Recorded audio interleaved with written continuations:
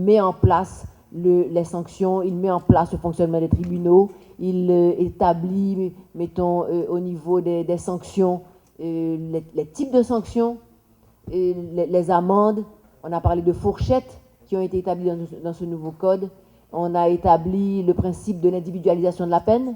On a établi le principe de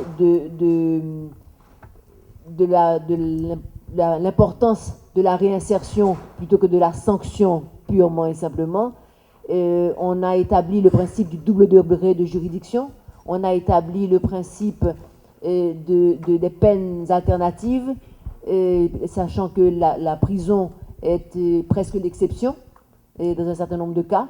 Et on a établi le principe de l'importance et de la nécessité pour les magistrats de justifier leur position, de façon à ce que des appels puissent être faits, que des contestations puissent être faites. Bon, nous sommes en train de finir les avant-projets que nous allons remettre pas à l'exécutif. Comme vous connaissez le processus, n'est-ce pas, l'exécutif va faire de ces avant-projets des projets et soumettre ces projets au Parlement.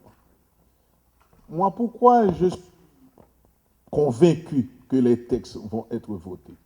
Ce n'est pas de la fanfaronnade.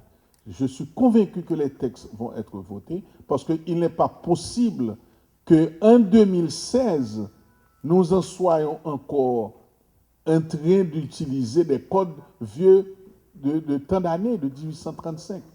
Ça devient une obligation pour les parlementaires, pour toute la société haïtienne, de changer, d'avoir des codes modernes.